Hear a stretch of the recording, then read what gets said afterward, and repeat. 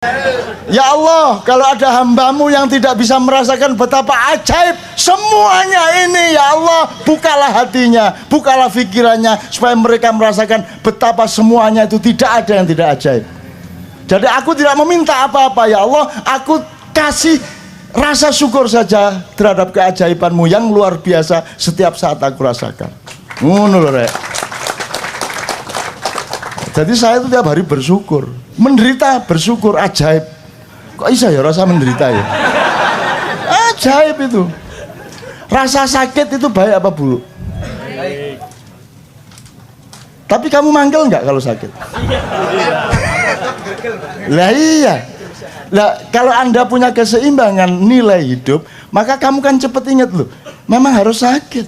Bayangin kalau kamu nggak punya rasa sakit, ya toh? Bayangin kalau kamu mau kencing nggak terasa, mau beol nggak terasa. Coba, ajaib nggak bahwa kamu bisa merasakan mau buang air besar? Ajaib. Bayangin kalau si itu tak dihilangkan sama Allah. Moro-moro mulang di kelas ada telotok ya bang. Iya nek mulang di kelasnya sidang kabinet. Lah kursi ini jembret cabenya. Jadi teman-teman sekalian sekarang nggak usah susah-susah toh, rasa syukur itu begitu mudahnya toh. Dan tiap saat kan kita bersyukur, kan begitu. Oke. Dari sini tuh tadi, dari Mas siapa tadi? Mas Bobi. Jadi saya optimis karena kesolehan penting, nasionalisme meningkat. Saya tidak pernah melihat bahwa nasionalismenya menurun. Yang menurun itu bapak-bapakmu yang sedang menjabat. Betul enggak? Tapi kalau rakyatnya, oh Indonesia kacau, iya kata lapo, tapi Indonesia aku kata lapo kon. Kan gitu, betul enggak Mas? Ayo mau Malaysia mau siapa? Wong Melayu aja kok sombong kamu.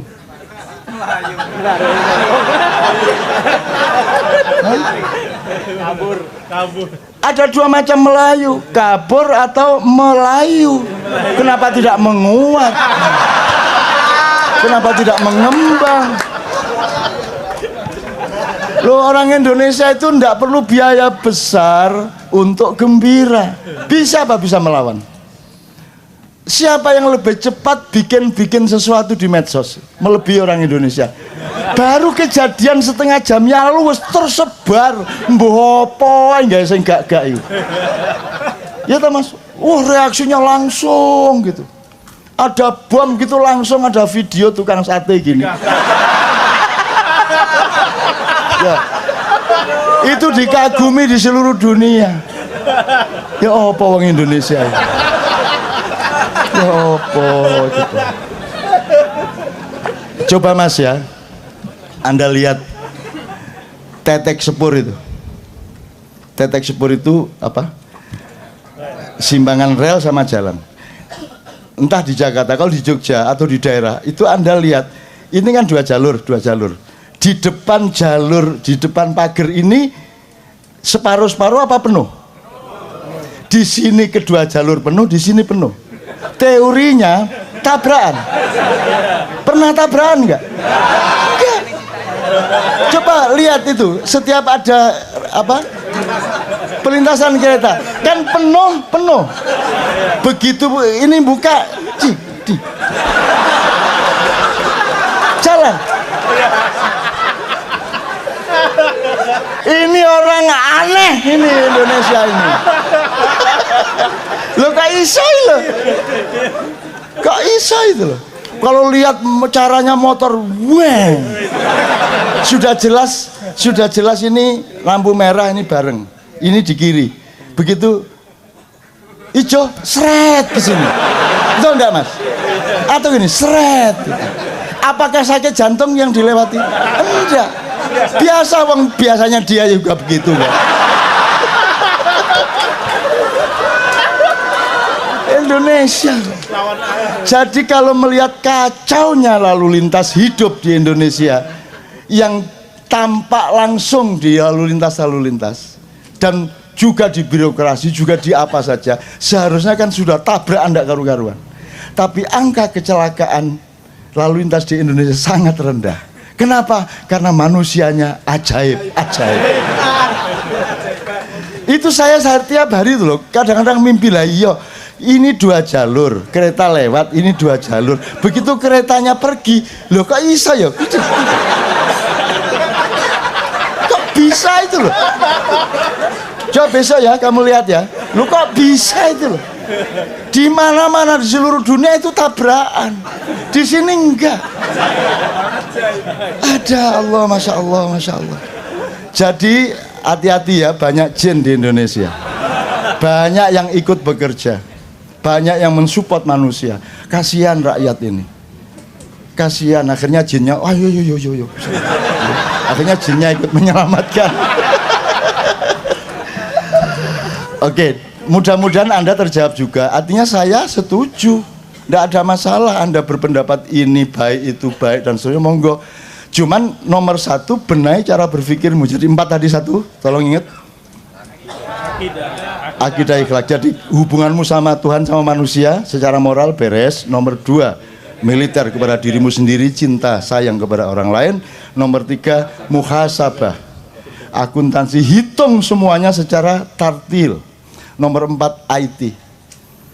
Barang siapa menguasai IT, dia menguasai masa depan. Kamu belum menguasai IT, kamu masih menjadi konsumen IT sekarang. Betul enggak? Mulai sekarang kreatif, Anda harus jadi subjek, Anda harus yang ngatur, bukan Anda diatur. Seharusnya Facebook nanti ada yang baru lahir dari Indonesia, gitu ya. Handphone itu yang paling laris di Indonesia, nanti pabriknya harus ada di Indonesia. Servis handphone itu, Anda pergi ke Helsinki dulu zaman Nokia, saya di sana, Finlandia, itu pusatnya Nokia. Anda pergi ke Seoul, Samsung. Anda pergi ke Silicon Valley, Anda pergi ke pusat-pusat handphone, itu cari tukang servis nggak ada. Di sini nih, sak dalan nih, 30. Ada yang sekolah? Tidak. Ada yang kursus? Enggak. Ada kursus servis handphone? Enggak ada. Langsung bisa.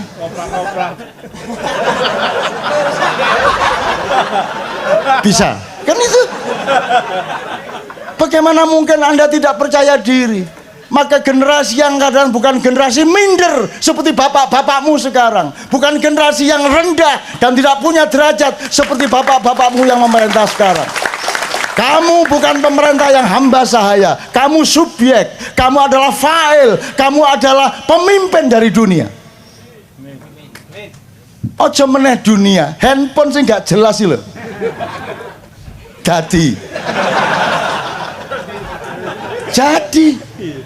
Jadi, coba mana di dunia ada handphone kemasukan air? Caranya bagaimana? Waktu paman gak dilebokno beras.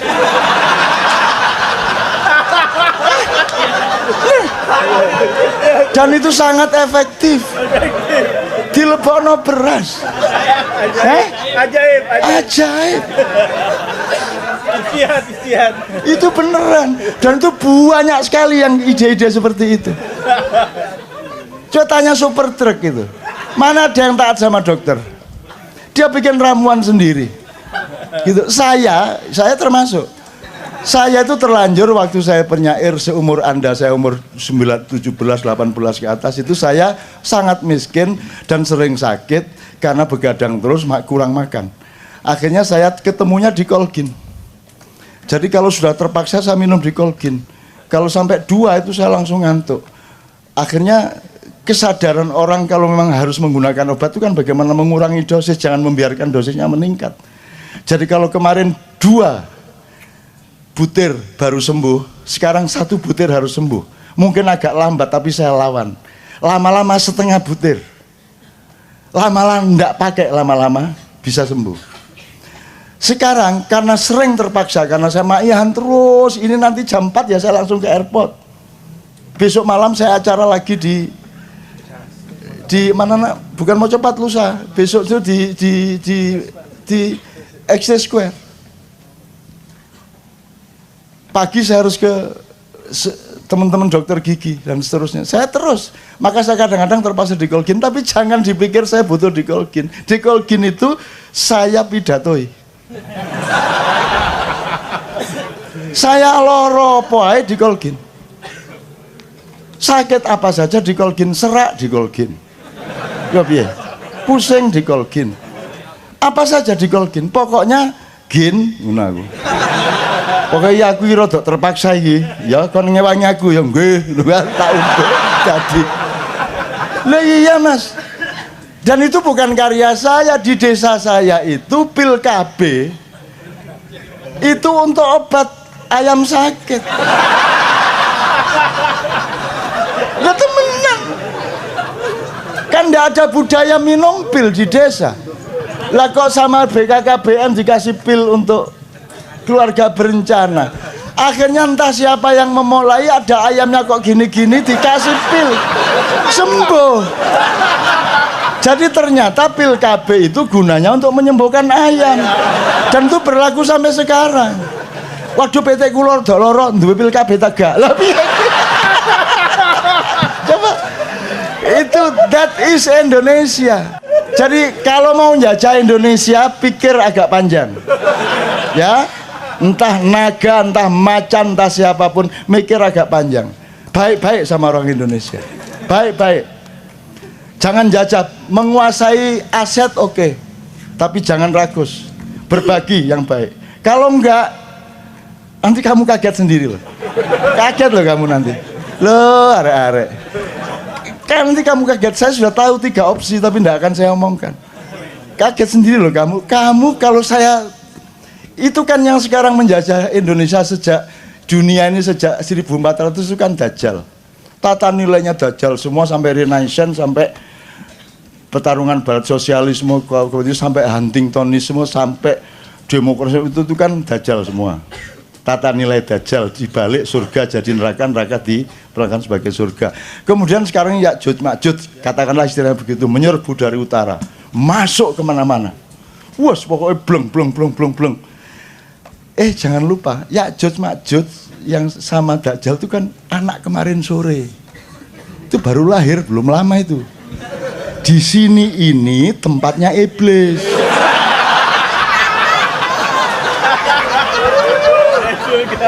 Kamu jangan salah ya. Ini iblis dulu. Karena dia tidak setuju Tuhan bikin manusia, kemudian dia diusir, dia milih tanah Jawa. Karena iblis tahu nanti pasti bikin manusia pakai tanah liat. Pasti nanti ada malaikat yang Allah utus untuk pergi ke tanah Jawa untuk ambil tanah liat. Waktu dipertimbangkan Blora apa Kebumen gitu.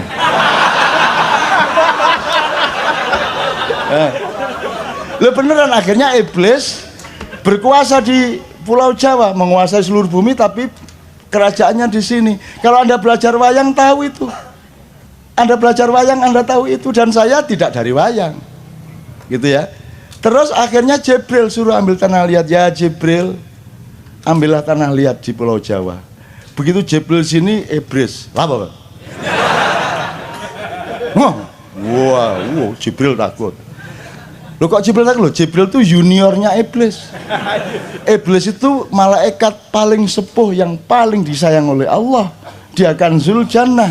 Dia malaikat yang paling khusyuk, yang paling roki, yang paling sajid, yang paling khusyuk sujudnya, rukuknya maupun takbiratul ihramnya kepada Allah. Maka Jibril dan lain-lain selalu minta tolong iblis untuk berkomunikasi sama Allah. Kemudian karena iblis paling cerdas, dia tahu ngapain bikin manusia. Allah paling paten-patenan. Allah paling Golkar yang dukung Ahok. Paling gitu. Itu diomongkan sama iblis waktu itu. Terus Allah mengatakan antala ta'lam wa ana a'lam. Udah menang kamu nggak tahu. Terus wa idz qala lil malaikati isjudu li adama fasajadu illa iblis. Wahai malaikat, bersujudlah kepada Adam, bersujudlah para malaikat kecuali iblis. Berarti iblis adalah malaikat. Kan begitu kan? Kalau iblis bukan malaikat, loh dia tidak ikut diperintah kok. Kan wa idz qala lil dan ketika Allah mengatakan kepada malaikat, Berarti kalau dia disalahkan kenapa tidak sujud, berarti dia adalah malaikat, kan begitu. Jadi dia senior. Nah, dia jaga Pulau Jawa, Jibril datang dibentak lari, Mikael datang dibentak lari, Israfil juga tidak berani sama iblis, akhirnya Israel. Ditunggu, iblis agak ngantuk. Oh iya, saya video dari jauh, CCTV. Jadi dia nyuri tanah liat, set, terus dia terbang, iblis terbang, nih, kamu nyuri. Tapi Israel sudah terbang.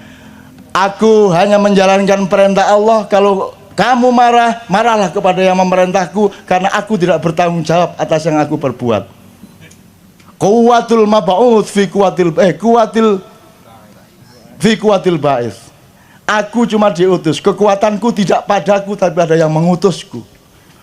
Akhirnya iblis gagal mengejar, akhirnya tanah liat itu tapel dibawa ke aras, terus Israel yang disuruh mematung Adam. Maka Israel yang punya hak untuk mengambil nyawamu. Nah, karena dia dulu yang bikin patungnya, gitu loh. Itu ceritanya. Ini serius ini.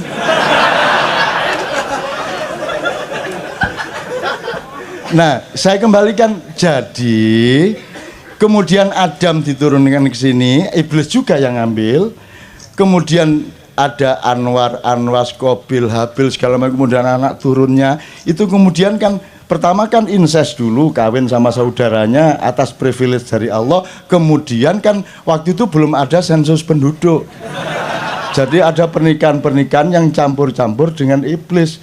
Jadi orang-orang yang asli di kepulauan yang sekarang disebut Republik Nusantara Indonesia ini sebenarnya ada yang asli turunan Adam, ada yang campuran iblis.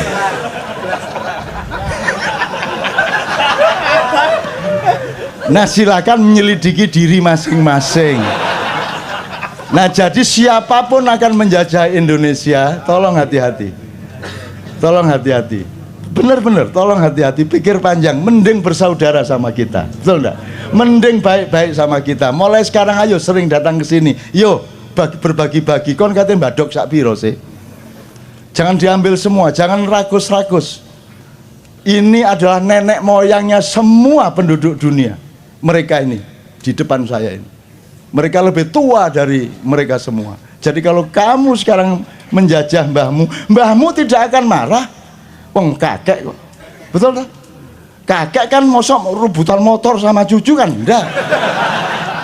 Kakek mesti ngalah toh, makanya penuh cinta sudah diambil sana tambangnya, dia bilang tadi gitu. Wong kakek kok, kakek kan ngalah, cucunya enggak apa-apa makan telur, dia sendiri cuma tempe, namanya kakek kok. Tapi kalau cucunya nerusin kurang ajarnya kepada kakek, kan gitu kan? Lo ada iki kan gitu kan? Ada iki. Gurung ero ta? Ngono kan kira-kira.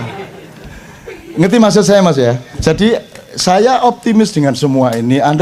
Saya mengucapkan selamat berjuang, tapi perjuangan itu nilainya pada perjuangannya, tidak pada hasilnya.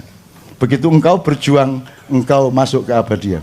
Begitu engkau suci yang kamu maui, engkau masuk ke dalam keabadian. Hasil tidak ditagih oleh Allah. Yang ditagih oleh Allah adalah konsistensimu sejak dari Warakas sampai kemanapun.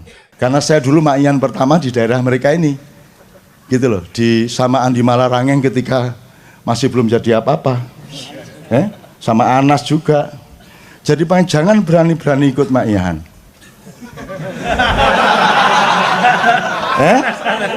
Karena semua yang ikut ma'ian, begitu dia nanti melanjutkan hidupnya dan melakukan ketidakbenaran, Allah menyayanginya dan langsung menghukumnya. Kan begitu? Dan beruntunglah orang-orang yang langsung dihukum oleh Allah. Karena yang opsi kedua, Allah tidak langsung menghukum, ditunda-tunda hukumannya, di istidraj, apa namanya, di ujo. Dan ada yang oleh Allah diformalin, diawetkan, dipanjangkan umurnya untuk disiksa. Panjang umurnya tapi untune melo.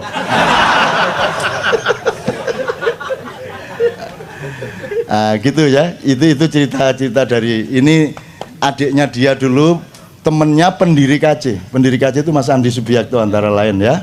Jadi sekarang beliau menjadi ketua sahabat Anas waktu itu. Sekarang saya tidak tahu dia menjadi bisnismen di mana, enggak apa-apa. Semua Anda boleh bebas, tidak ada ikatan di sini. Anda bukan anak buah saya. Anda adalah saudaraku yang aku cintai. Mudah-mudahan engkau juga mencintaiku dan engkau mendapatkan kebebasan. Jadilah dirimu masing-masing karena engkau nanti akan bersama aku sendiri-sendiri ke hadapan Allah. Gitu ya. Jadi jangan terus ada kultus individu. Wah, tuh MH dikultuskan di KC. Menurut anak sing ngono yang nuduk itu di Facebook ya. Wah, itu ke MH tuh kalau enggak dicium tangannya marah itu. Kan gitu kan? Wah, itu kultus individu. Aku dikandani ngono pas ning Gresik, aku langsung ngene iki di depan 10.000 orang. Sapa sing ngomong kultus? Ayo. Ayo sing ngomong ngultusna aku sapa? Ayo ngomong kultus. Pokoknya kalau saya dikultuskan mudo aku. Ayo ngomong mana? Ayo. Ayo, kalau saya punya pamrih jadi kiai, jadi tokoh, mosok ngene. Aku yang ingin ngasih tahu kepadamu, aku tidak punya pamrih apa-apa kecuali cinta murni kepadamu semua. Tidak ada penderitaan melebihi tidak dipercaya sebagai manusia, betul enggak? Dan aku harus tidak dipercaya tiap saat asal aku masuk bandara. Tidak dipercaya sebagai manusia. Padahal aku itu masuk ke situ sudah 30 tahun terus menerus, tetap tidak dipercaya. Begitu aku check-in, Cak, dibambung tanganku, terus dikerjain, cet, ada KTP-nya, Cak.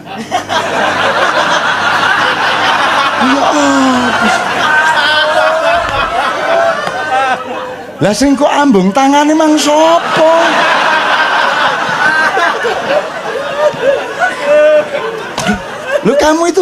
Kamu tadi kan sudah cium tangan saya, jadi kamu kan tahu saya. Loh kok sekarang kamu tanya KTP saya, aturannya begitu, Cak. Lah, ya coba. Nah, Anda yang datang ke KC tidak mungkin jadi robot. Anda orang yang berakal sehat. Dan Anda tidak akan terlibat di dalam. Saya ingin mengingatkan ada beberapa pernyataan Allah. Saya tidak ingin minta tolong siapa-siapa.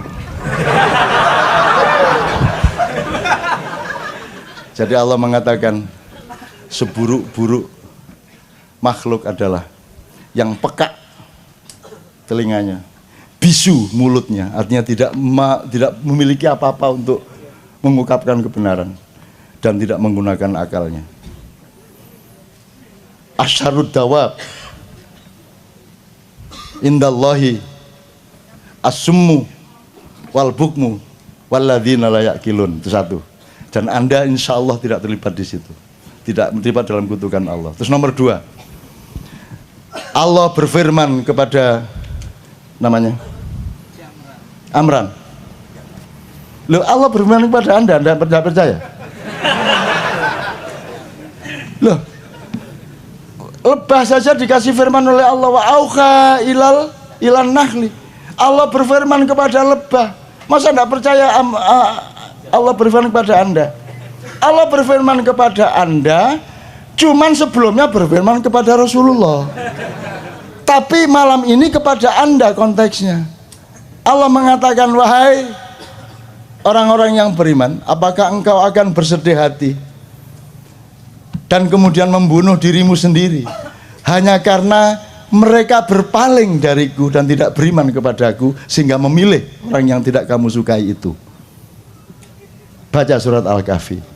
Begitu kamu menderita karena jagomu kalah, Allah bilang nangis, sedih, bunuh diri. Fa'allaka bakhi'un nafsaka ala atharihim. Baca surat Al-Kahfi ayat berapa? Saya tidak akan ingatkan karena tidak mungkin saya ingat ayat berapa. Lo ya, lupa itu baik lah. Kalau kita Tidak pernah lupa kan tidak baik. Lupa itu baik, tidak tahu itu baik pada konteks yang tepat. Kalau Anda tahu semuanya, Anda hancur lebur. Kalau engkau punya istri, kalau engkau punya suami, wahai wanita-wanita, bersyukurlah kepada Allah karena engkau tidak bisa membaca hati suamimu benar-benar. So, kalau engkau bisa membaca isi hati suamimu benar-benar, kamu bunuh diri. Terutama ketika tidur bersamamu.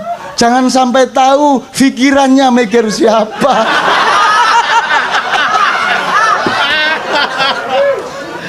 Oke, waktunya sudah.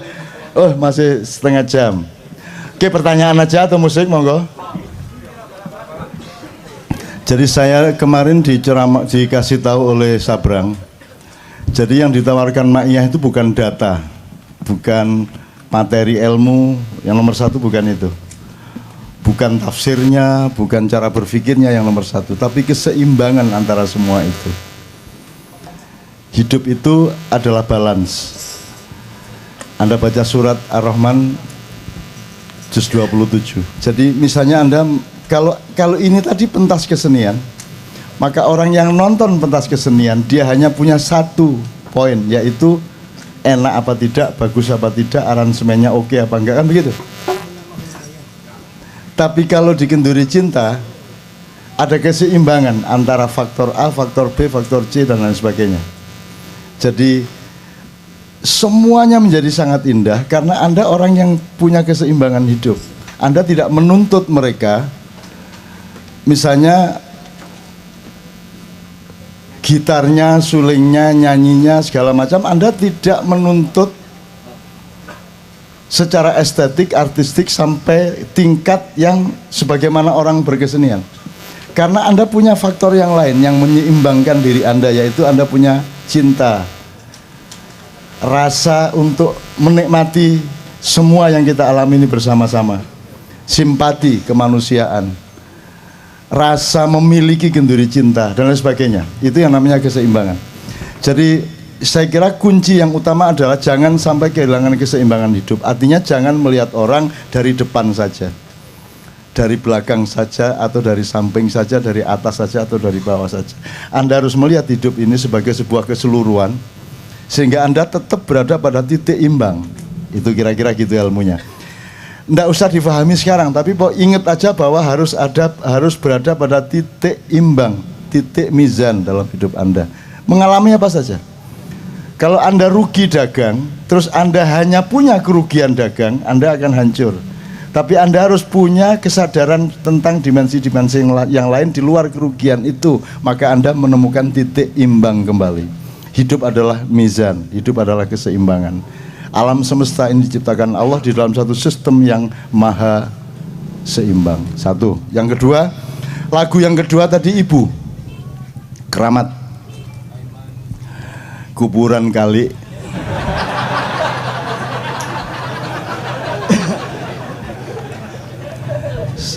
Senang sekali saya. Gini, ilmunya begini. Kalau Anda ditanya, ada kalimat al-jannatu tahta aqdamil ummahat. Surga itu terletak di bawah kaki ibu. Kalau Anda ditanya begini, itu kalimat, itu hadis ya? Apa? Itu hadis untuk ibu apa untuk anaknya? Jawabnya gimana? Coba, untuk anak, terus untuk ibu. Boleh saya minta jawaban, kenapa untuk anak? Supaya anak lebih berbakti sama ibu. Supaya lebih berhati-hati, berbakti. Oke, sip. Kenapa untuk ibu? Setiap ibu harus menciptakan surga bagi anaknya. Sip, tepuk tangan. Oke. Sekarang yang benar yang untuk anak apa untuk ibu? Itu yang namanya titik imbang. Nah, definisinya sederhana. Kalau Anda seorang anak, maka hadis itu untuk ibu, untuk kepentingan ibu. Kalau Anda seorang ibu, hadis itu untuk kepentingan anak. Kan sederhana toh? selama ini dalam cara kita berilmu modern royoan. Yang benar itu untuk ibu atau yang benar untuk anak. Di Ma'iyah cara berpikirnya begitu, tidak begitu, mencari titik imbang. Kalau Anda seorang anak, setiap ayat Allah, hadis Rasulullah itu untuk kepentingan ibumu. Kalau Anda ibu untuk kepentingan anakmu, kan begitu. Ibu saya sendiri menafsirkan karena dia ibu itu untuk kepentingan anak. Jadi surga di bawah telapak kaki ibu itu terapannya pada ibu adalah jangan sampai ibu punya pikiran buruk kepada anaknya, jangan sampai keluar terbersit kutukan atau doa yang buruk kepada anaknya karena sedikit saja ibunya marah, mangkel dan negatif pikirannya, maka akan berakibat buruk pada anaknya. Demikian juga anak harus diterapkan itu untuk kepentingan ibu. Begitu tidak hanya anak sama ibu, ya anak sama bapak, bapak sama ibu, individu sama masyarakat, masyarakat sama individu, negara sama rakyat, rakyat sama negara. Kalau kita punya titik imbang di segala urusan, maka itu yang namanya baldatun thayyibatun warabbun ghafur. Nah, selama ini semua perdebatan di medsos itu selalu yang benar itu kuku kuryuk, bukan kongkorongkong. Yang satu bilangnya enggak kongkorongkong dong, masa kuku ruyuk. Akhirnya Madura datang, lihat tidak bisa, yang benar kuku runuk. Nah, itu yang namanya manusia memecah alam semesta.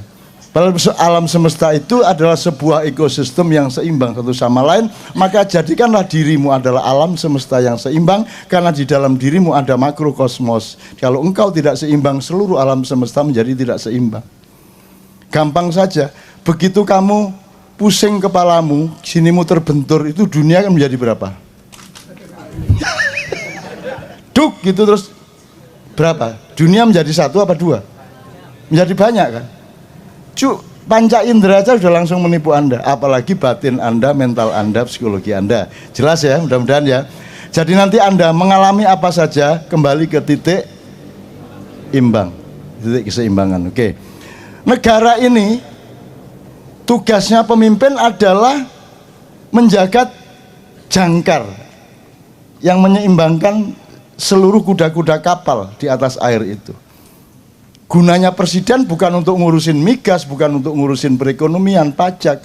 Dia yang menjaga keseimbangan dari semua kegiatan-kegiatan kementeriannya. Itu yang horizontal. Yang vertikal di dalam kebudayaan Jawa disebut manunggaling kawula lan Gusti. Itu maknanya bukan Anda terus ketemu Allah di Gunung Lawu, Allah pakai serban. Terus ada lagi yang kejawen, Allah ternyata pakai belangkon. Yang namanya manunggaling kawula lan Gusti, menyatunya hamba dengan Tuhan, itu bukan Anda individu ketemu sama Tuhan. Karena kalau itu cuma urusan Anda sama Tuhan, ngapain jadi teori sosial? Ngapain dia mau ngomongin ke orang? Itu sudah urus-urus sendiri, mau ketemu Tuhan, mau ketemu hantu, terserah kamu. Tapi kalau sudah menjadi teori ilmu sosial, berarti dia harus bermakna sosial. Itu berarti ya politik, ya kebudayaan, ya ekonomi, ya segala macam. Maka manunggaling kawula lan Gusti itu artinya adalah, menurut tafsir Ma'iyah, kalau engkau menjadi suami, kawulamu kan istri sama anakmu. Kalau rumah tangga berarti ya pembantumu, siapapun yang ikut di rumahmu. Kalau engkau presiden berarti semua rakyatmu. Kalau engkau wali kota, semua rakyatmu di Kota Madya itu. Kalau engkau gubernur, semua rakyatmu di provinsi. Kalau engkau pemimpin, maka Tuhan sama yang kamu pimpin harus menyatu di dalam hatimu. Gitu loh. Kalau saya disuruh ngomong seperti ini, selama saya ngomong berarti saya yang mimpin keseimbangan. Maka ketika saya ngomong, saya tidak boleh menyakiti Tuhan dan tidak boleh menyakiti orang KC. Jadi kalau saya menyakiti orang KC, saya dimarahi Tuhan dan kena akibat semuanya. Dan kalau saya menyalahi Tuhan, Anda akan ikut sakit. Jadi Tuhan sama Anda harus menyatu di dalam diriku. Manunggaling kawula lan Gusti di dalam diri saya. Itu makna sosial, makna kepemimpinan, bukan makna individu ketemu Tuhan di Gunung Lawu. Itu ya. Maka dia menjadi teori ilmu sosial, manunggaling kawula. Jadi itu bukan urusan kebatinan, itu urusan kepemimpinan politik, kepemimpinan pemerintahan. Itu. Makanya kalau cari presiden namanya manunggal gitu ya. Gal, ya penggal gitu. Yang kapitalis angkat tangan. Kapitalis. Oke, Anda ke sini. Kenapa Anda kapitalis? Jelaskan kapitalis itu apa. Manusia dengan sahabatnya. Kalau kapitalis itu seluruh badannya adalah kelamin. Jelas ya? Jelas ya Mas? Setuju nggak? Jadi apa saja itu dijual. Kalau Ramadan jualan agama. Betul nggak? Kalau Natal jualan Kristen, kan gitu kan? Apa saja dijual, apa saja. Pokoknya nalurinya jualan. Ketemu ayat ingin menjual, ketemu apa saja dijual. Itu artinya kalau digambar itu ya kepalanya kepala kelamin. Gitu Mas ya. Jadi sekarang mulai sekarang Anda mencoba mengamati dengan metode ini. Bedanya dagang dengan kapitalisme. Yang menjajah kita bersama adalah kapitalisme yang maniak dan total dan tidak ada batasnya. Dengan modal sekecil-kecilnya, untung sebesar-besarnya, kurang ajar itu. Kalau perlu tidak perlu modal tuh, yang sekecil-kecilnya kok. Maka kalau diterusin tidak usah modal tapi laba. Ya nang ngono ngerampok ae wis gak angel-angel wis. Jadi itu teori kelamin, bukan teori ekonomi itu. Teori kelamin. Jadi pokoknya hanya ada kelamin. Oke. Terakhir sekali karena waktunya juga sudah mendesak. Terakhir sekali soal syahwat.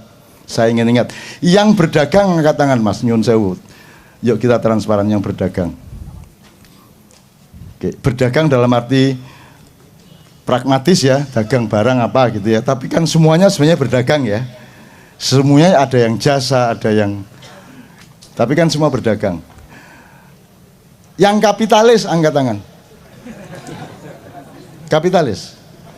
Oke, Anda ke sini. Kenapa Anda kapitalis? Jelaskan kapitalis itu apa.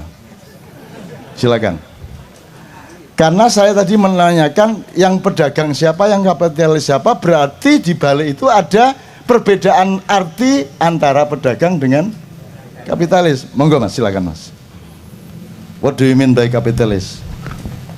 Ya, saya bekerja di perusahaan yang setiap orientasinya adalah selalu keuntungan gitu. Jadi seperti tidak ada akhirnya gitu loh. Jadi misalkan bisnis ini udah selesai akan membuat suatu bisnis lain, dan itu selalu memang orientasinya adalah melipat gandakan sebuah, ya hanya keuntungan.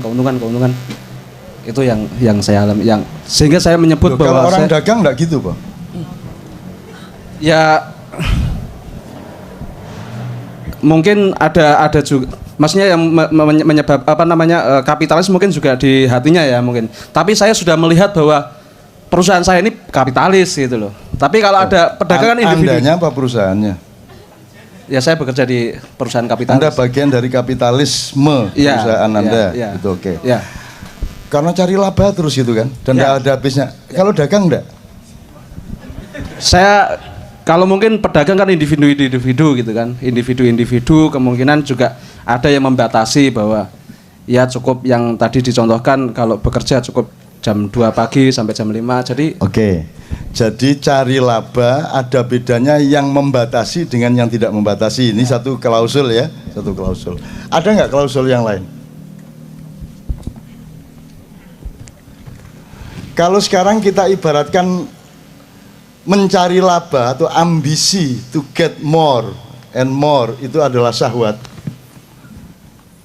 Jadi wah kan itu ya, itu syahwat. Maka apa bedanya pedagang dengan kapitalis? Kalau simbolnya adalah syahwat, ada nggak yang bisa menolong saya?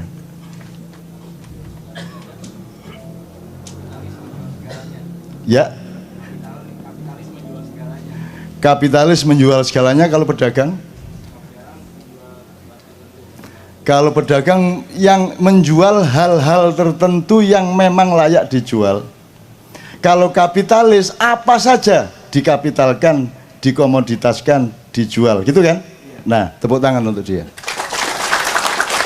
Kalau digambarkan dengan karikatur syahwat, setiap manusia itu pedagang. Apakah dagang barang, dagang jasa, gitu kan ya? Tapi dia punya mekanisme seakan-akan dagang atau benar-benar dagang, tapi pokoknya konteksnya dagang. Itu ibarat manusia yang punya syahwat. Semua manusia punya syahwat, jadi dagang itu tidak ada masalah. Rasulullah juga pedagang, tapi Rasulullah bukan kapitalis. Dia juga benar sebenarnya, cara berpikirnya benar. Jadi ibaratnya manusia itu semua pedagang. Sama Allah pun Anda membeli surga dengan sholatmu, dengan kelakuan baikmu, betul enggak? Bai'un, jadi bai'un ma'allah atau minallah, itu kan perdagangan dengan Allah. Saya pernah menulis berniaga dengan Allah. Sekarang kalau kita karikaturkan, manusia dengan syahwatnya, dengan kelaminnya itu ibarat manusia dengan keperluan dagangnya. Sebab kalau dia tidak dagang, kalau dia tidak menggunakan syahwatnya, tidak punya anak. Jadi berhenti peradaban, berhenti populasi, hidup berhenti juga. Kan harus punya anak, kan harus ada laba, harus ada pendapatan. Maka cari pendapatan, cari laba itu wajar. Ya ada bedanya orang yang kelaminnya gede banget, ada yang terus pengen terus, ada yang ya sekali-sekali, ada yang rutin seminggu 30 kali. Tapi pokoknya itu ada variabel dan ada gradasinya ya. Manusia dengan syahwatnya. Kalau kapitalis itu seluruh badannya adalah kelamin. Jelas ya? Jelas ya Mas? Setuju nggak? Jadi apa saja itu dijual. Kalau Ramadan jualan agama, betul nggak? Kalau Natal jualan Kristen, kan gitu kan? Apa saja dijual, apa saja. Pokoknya nalurinya jualan. Ketemu ayat ingin menjual, ketemu apa saja dijual. Itu artinya kalau digambar itu ya kepalanya kepala kelamin. Nah, tolong yang pinter gambar besok ya digambar, yang satunya manusia biasa dengan kelaminnya, yang satu seluruh badannya adalah kelamin. Saya kira itu sangat jelas menggambarkan. Nah, kapitalisme yang Anda gambarkan kan itu kan apa saja, pokoknya tidak ada batasnya, kan begitu. Nah, jelas sekarang. Arahnya seperti itu. Besok, mulai besok Anda begitu ketemu direktur Anda keheran. Iki kok tekan ndukur sampai nisor peli kabeh. Sudah. Muring-muring ya Mas ya, kadang ngomong Jawa Timur Besok Anda kalau sudah makrifat gitu. Iki kok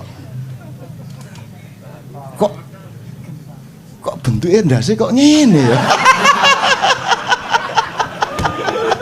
Gitu Mas ya.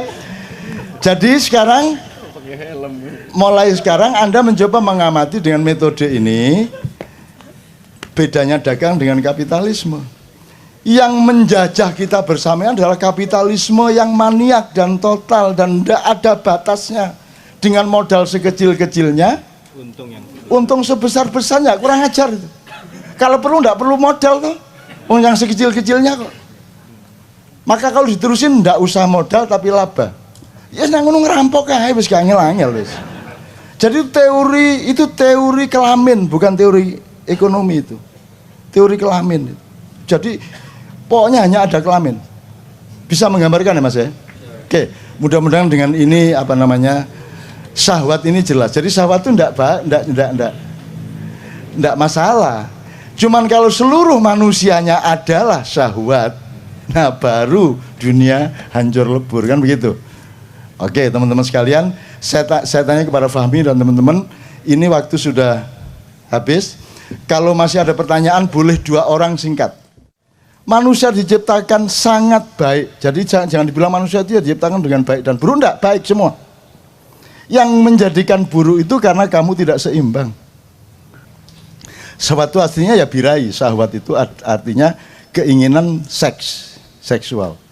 Tetapi kemudian dikonotasikan ada syahwat politik, ada syahwat ekonomi, itu konotasi. Tapi kalau denotasinya syahwat itu ya seks, kan begitu.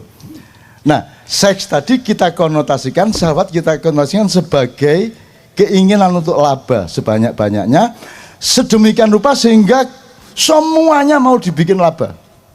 Sodakoh saja cari laba, coba.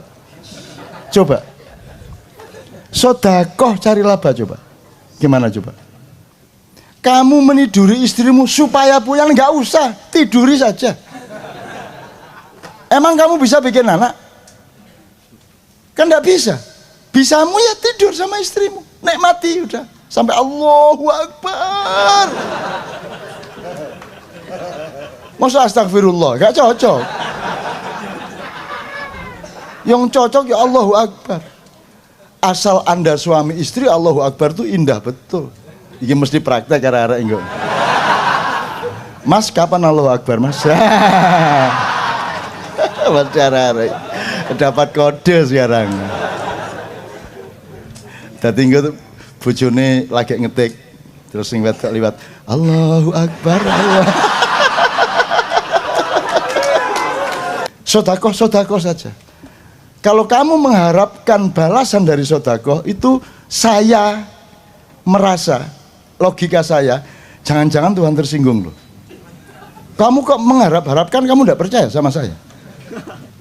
Itu kan urusan saya, bahwa setiap orang yang berbuat baik akan aku tambahi berkahnya, betul enggak? Itu urusan saya, kamu tidak usah menyebut-nyebut. Nafsu dalam bahasa Arab itu beda dengan nafsu dalam bahasa Indonesia. Jadi kalau tadi nafsu mutmainnah, lawamah dan seterusnya itu bukan nafsu dalam bahasa Indonesia, tapi an-nafs dalam bahasa Arab itu artinya diri. Diri mutmainnah, diri lawamah gitu ya, diri. Jadi nafsi itu artinya ijen-ijen, dewe-dewe. Jadi kullu nafsin dha'iqatul maut itu bukan setiap nafsu terlibat kematian, tidak setiap diri. Jadi nafs atau nafsun dalam bahasa Arab artinya diri. Nah, jadi bukan syahwat mutmainnah, kok syahwat kok mutmainnah. Lah nggandol ngene kan. Niku ya opo arek-arek.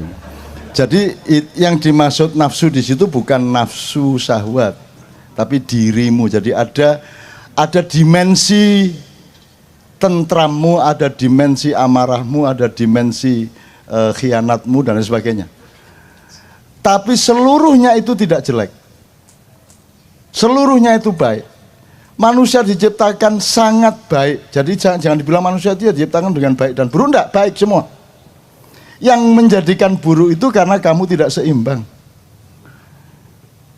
Nyetir diperekes ngene iki ya. Ya nyetir santai deh ya. Megangnya aja kan enggak gini banget. Megang motor tuh mosok begini banget. Kan naik sepeda kalau kamu tegang kan mesti tiba tuh. Nah, itu kan mutmainnahnya dirimu kan gitu. Jadi sekali lagi itu ada dirimu yang bersifat mutmainnah, ada dirimu yang bersifat. Itu semua tajalli atau aplikasi atau penjilmaan Allah dalam dirimu. Allah maha luas, maha tidak terbatas, tetapi Allah meminjamkan beberapa potensi itu yang disebut 4 itu di dalam dirimu. Nah, itu tidak sama dengan syahwat. Syahwat itu artinya ya birahi. Syahwat itu artinya keinginan seksual. Tetapi kemudian dikonotasikan ada syahwat politik, ada syahwat ekonomi, itu konotasi. Tapi kalau denotasinya syahwat itu ya seks, kan begitu. Nah, seks tadi kita konotasikan, syahwat kita konotasikan sebagai keinginan untuk laba sebanyak-banyaknya, sedemikian rupa sehingga semuanya mau dibikin laba. Sodakoh saja cari laba, coba. Sodakoh cari laba, coba. Gimana coba? Wala tamnun tastakthir. Dan jangan memberikan sesuatu dengan mengharapkan sesuatu yang lebih besar dari yang kamu berikan. Itu rumus baku. Wala tamnun tastakthir. Jangan memberikan sesuatu dengan mengharapkan lebih banyak menerima sesuatu dibanding yang kamu berikan. Jadi kalau memberi titik, ngasih titik, nggak usah supaya, nggak usah. Ini loh, koma ini loh. Ya saya ngundang anak yatim supaya, ya saya nyumbang masjid agar supaya, ya saya mengadakan sholat duha bersama dalam rangka, kan gitu. Kakean dalam rangka, wes sembayang titik. Kamu meniduri istrimu supaya punya, nggak usah, tiduri saja. Emang kamu bisa bikin anak? Kan nggak bisa. Bisamu ya tidur sama istrimu, nikmati udah sampai Allahu Akbar. Masa astagfirullah, gak cocok. Yang cocok ya Allahu Akbar. Asal Anda suami istri, Allahu Akbar itu indah betul. Ini mesti praktek cara-cara enggak. Mas kapan Allahu Akbar mas? Mas cara-cara dapat kode sekarang. Dadi engko bojone lagi ngetik terus sing wedok liwat Allahu Akbar Allah.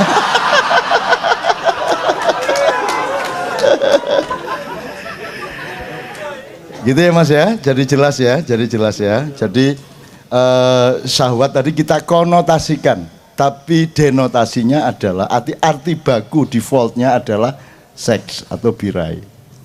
Tapi ternyata birahi kemudian disebut libido. Kalau dalam psikologi libido itu kemudian masuk ke semua wilayah, terutama politik dan kekuasaan dan kapitalisme ekonomi, kan begitu. Nah sekarang urusan dengan libido, dengan seks, dengan syahwat, dengan nafsu segala macam itu saya ingin ngomong satu hal saja. Menurut Anda bisa memenangkan jago Anda enggak? Loh, insya Allah apa bisa? Bisa, jamin? Jamin enggak? Atau semoga? Semoga. Hanya bisa semoga. Loh, wong kamu niduri istrimu aja bisanya semoga kok, supaya jadi anak kan semoga. Kalau yang lainnya semoga nggak jadi anak tuh. Dan lebih banyak lah itu. Lebih banyak. Itu loh mas. Ada rumus dari Syekh Nur Somad. Dia mengutip salah satu kata-kata mutiara sufi. Alaikumud da'wah wa alainal balagh. Udah, kamu sampaikan saja, nanti saya yang memasukkannya ke dalam hati orang itu. Udah kamu ngomong aja.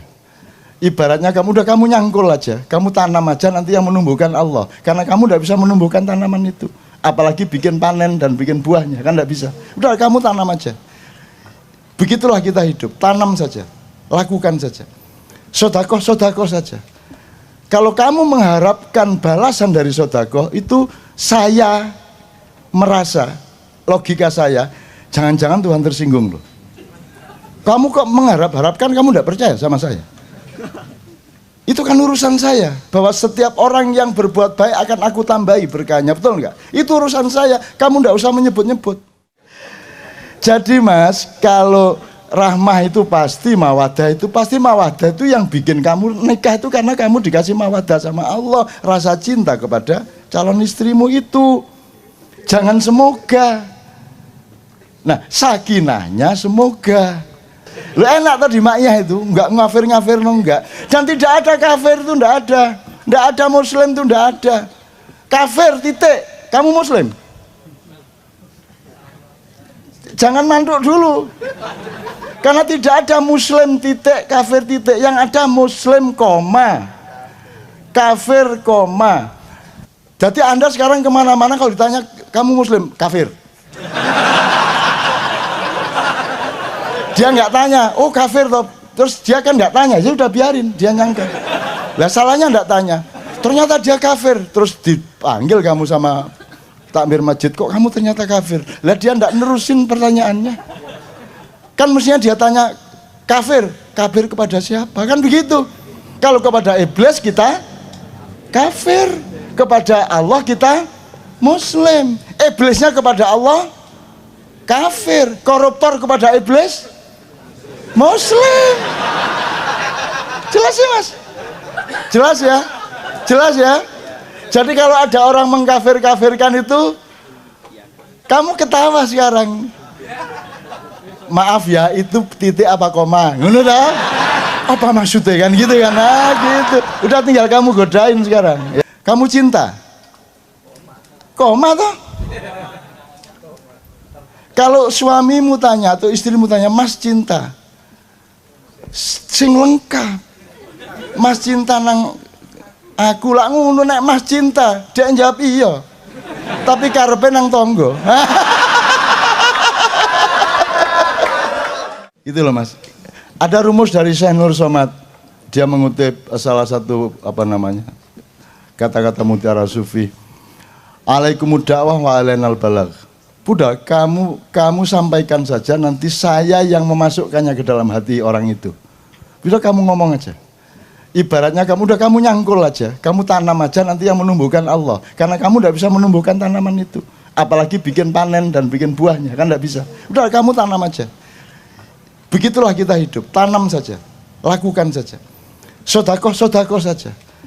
Kalau kamu mengharapkan balasan dari sodakoh, itu saya merasa, logika saya, jangan-jangan Tuhan tersinggung loh.